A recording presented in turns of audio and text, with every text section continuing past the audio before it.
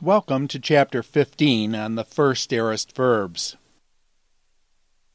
This chapter will be a kind of a quick chapter. It's fairly easy. We've got all the constituent parts that we need. We just need to put them together.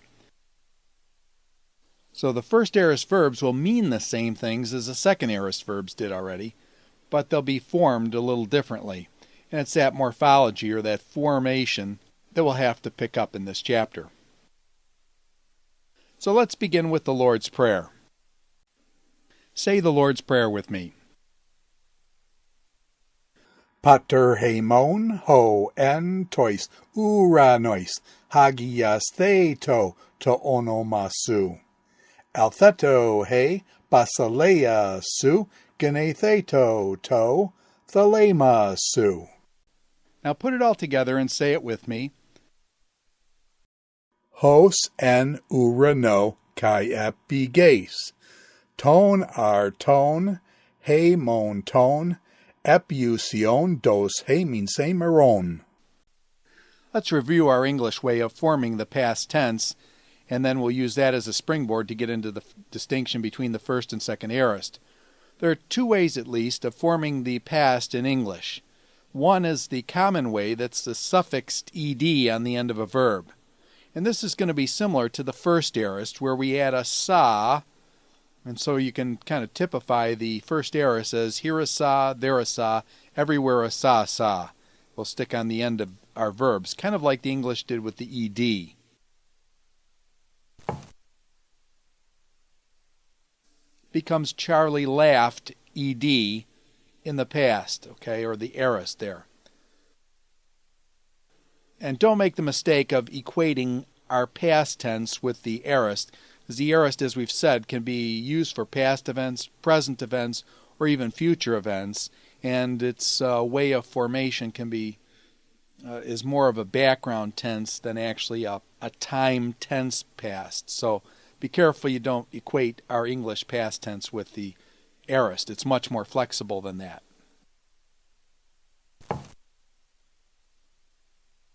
Now, an internal stem change aorist is a second aorist, and this is like Charlie runs, present tense, to Charlie ran. And so the internal change from the U to the A, that's similar to what we saw in the second aorist, with the change from, say, for example, erchomai to althon, total change from Lego to apon. And so those had the bad boys that we've got to learn. There actually won't be any bad boys in this first aorist. Regularity is good. Here's how the first aorist is formed. On the front there's a regular augment, epsilon in front of consonants, various lengthenings and iota subscripts, and you're familiar with how the augment goes on the front of a vowel initial verb or a consonantal initial verb. And here, because we're working with luo, it's simply got the epsilon as normal. The root stem is lu, from luo. The tense formative, and this is unique with the first aorist here, is the sa. So you stick a sa between the verb stem and the secondary ending. And we know the secondary endings, the NSM and to N endings, and so you just use the secondary endings in the back. So the resultant form is elusas, which is you loosed. Easy enough. Okay, we're ready for our first aorist active paradigm now. These are the active forms, and it's elusa, I loosed. Elusas, you loosed. And elusa, he, she, it loosed. You'll notice the first NSA endings of the secondary endings, the noon is dropped off on the top one there. So it's just sa, just the tense formative by itself. The noon got dropped. So that's a little variation, not a big deal, but and that actually helps us, as we'll see in a minute. And then what we're going to do is do an form for the dropping of the noon. So our endings for the first aorist are for the singular. Now over in the plural, we've got elusamen, totally normal. We loosed, second person plural. Elusate, you loosed plural. And elusan, they loosed. You'll notice that the dropping of the noon on the singular now distinguishes the first person singular from the third person plural. So that actually helps us now that the noon got dropped. But you see the endings on the plurals here, the men, te, en, are exactly our secondary endings. No surprises, everything's normal. We like this first aorist. The first aorist middle paradigm is also very regular, as you'd expect by now. Notice this is the first aorist middle. The aorist has a separate passive form that we'll learn in the next chapter. Our singular forms are elusamein, I loosed for myself, eluso, you loosed for yourself, elusato, he, she, it loosed for herself, himself, or itself. On the plural side, again, totally regular. Elusamatha, we loosed for ourselves. Elusaste, you plural loosed for yourselves. And elusanto, they loosed for themselves. And so we've got the regular main o ato, amatha asta anto endings. You can see that the connecting vowel goes to the alpha rather than going back and forth between the epsilon omicron as we're used to. Just goes simply with a alpha all the way down, except for the second person singular, which goes to eluso. So the form migrates up to a so there. We'll have to remember that. Otherwise, all the rest of them are the same as our normal secondary endings. Which then leads us to our first aorist chant. Here's our chant for the first aorist verb. elusa ese mente en. Where the ant is a null form, we've dropped the noon on the first person singular.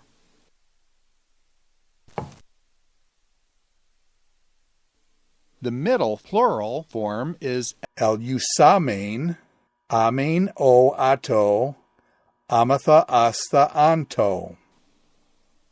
They all take the alpha endings from the sa, but the one that's tricky is the second person goes to an o. Otherwise, it's rather normal. Now let's try the whole chant together. Elusa ese mente en. Elusamein, amen o ato, amatha asta anto. Let's try it once again. Elusa ese mente en. Elusamein, amen o ato, amatha asta anto. And one final time. Elusa ese mente en. Elusamein, amen o ato, amatha asta anto. Pretty straightforward. Just got to remember that in the first aorist, there's a here a sa, there a sa, everywhere a sa. Because of the sa ending, we've got, once again, the sigma addition, when the sa, the sigma form, collides with the consonants that end the verb in some cases. And so, for example, as we've seen before, the palatals, the kagaka, the kappa, gamma, ki, when you add the sigma, it becomes an xi.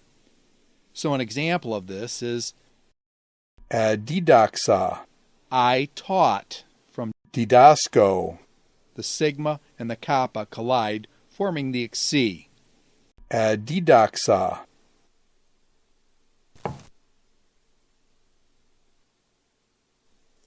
Similarly, our labials, the pubapha, p, beta, phi, plus the sigma, becomes an psi. And in this case, we've got eblepsa, where the sigma and the p of blepo collide and form a psi. So it's eblepsa, And they say, wait a minute, I thought the aorist form of blepo was Adon. I saw. Actually, what happened there was Adon. actually derives from Horao. which also means I see. And so there was a little switch there that I did on you in the second aorist and things. It wasn't blepo necessarily that went to Adon. It was probably Horao. that goes to Adon. mean basically the same thing. It's interesting that in the present tense, blepo will usually be used, but when they switch to the aorist, the Horao. form or Adon. in the aorist is very much most frequent form. So it's blepo in the present Adon. and in the aorist, but they actually come from two different roots. But both mean I see or saw. Horao. To the second aorist, and blepo into the first aorist becomes eblepsa. So just sorry for the confusion there, but we don't know Horao. yet as a vocabulary item, and it's easier to do it that way, I think.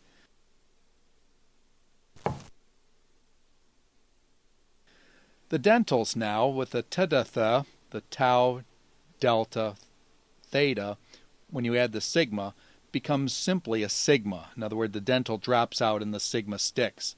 So it's epesa from patho, which means I persuaded. Now the leminers reappear here as well. The verbs that end in a lambda, mu, nu, or rho, often called the liquids. I call them the leminers just to remember which letters they are. When you add the sigma drops.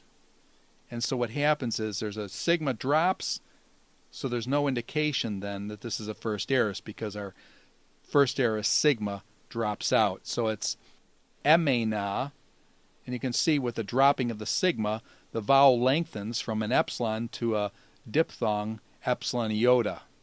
Emena, meaning I remained. So watch out for the leminers again. The sigma is going to drop, and a vowel preceding vowel will usually lengthen. And we've seen these sigma additions before with the future, so this should be no problem. And let's go take a look at which verbs use the first aorist. They are our friends. Here's a list of first aorist verbs that we're already familiar with. Akuo, I hear, becomes akusa, I heard. You'll notice the epsilon augment on the front causes the alpha to go long to an eta, the sa on the ending, as we'd expect. Akusa, I heard.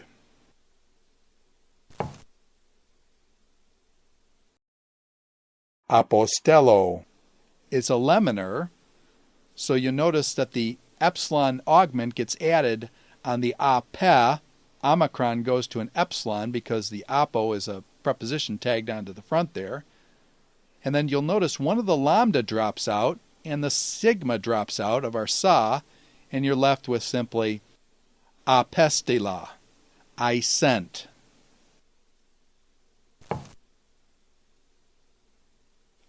We've already seen blepo goes to eblepsa. The p ending goes to a psi because of the sigma, the augment, the epsilon tacked on the front. No problem there.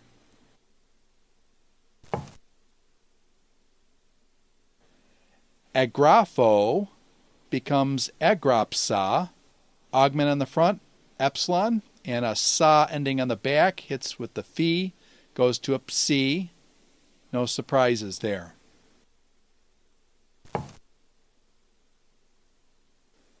Didasco, I teach, becomes adidaxa, epsilon on the front augmenting, and a sa on the back hits the kappa, goes up to an xi, I taught.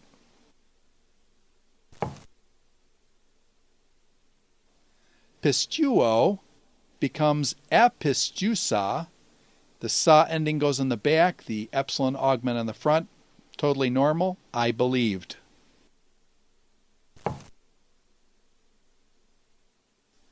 Now, thelo, I wished or willed, is a little crazy here. The augment gets added on the front, and instead of being a simple epsilon, it actually goes to an eta. So it's athelesa. The epsilon augment on the front is actually hitting, I believe it's another epsilon that's kind of like residual from an ancient form, and therefore goes up to an eta rather than simply adding an epsilon in the front. So you got to remember this one. Anthelo, athelesa is the actual form. After you're used to that epsilon shift in the front to an eta, not a big problem, the rest is normal. I wished or willed.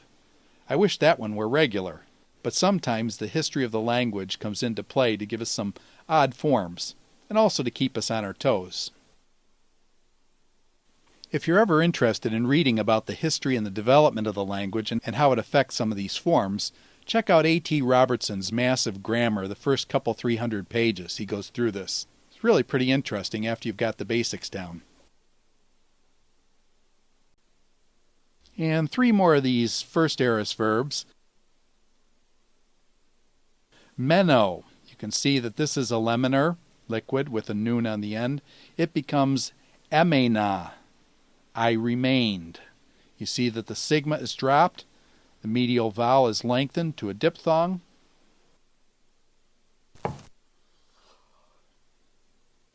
And then check out crino. I judge becomes ekrina. The sigma drops, the iota is lengthened, and the epsilon augment on the front. I judged. It also is a laminar.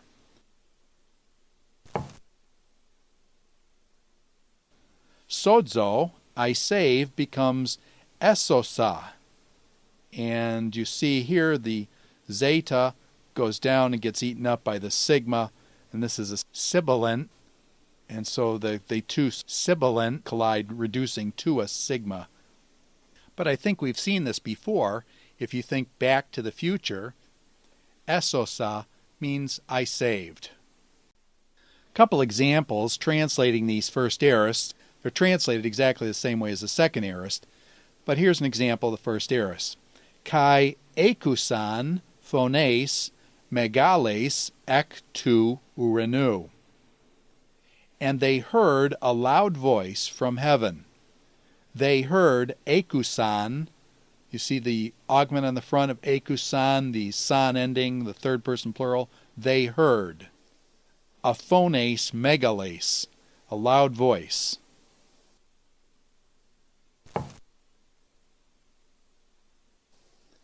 Second example is seen in ego pantote didaxa. En synagoge kai en to Hiero. I always taught.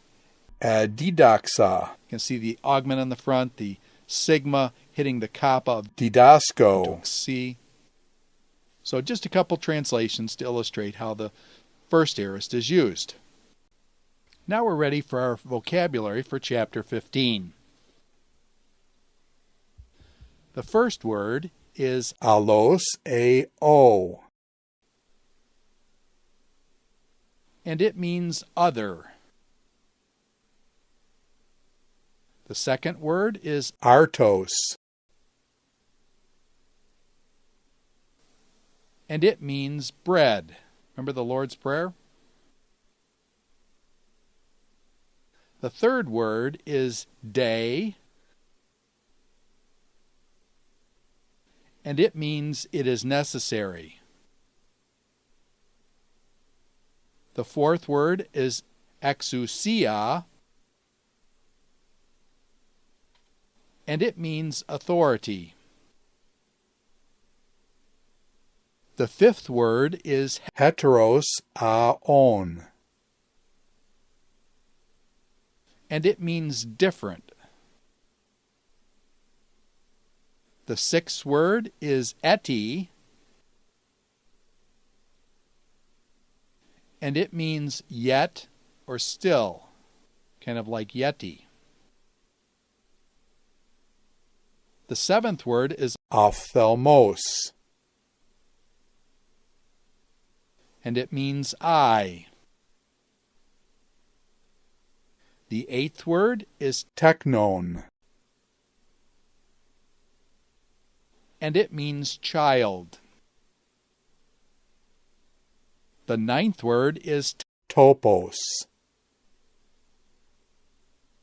and it means place.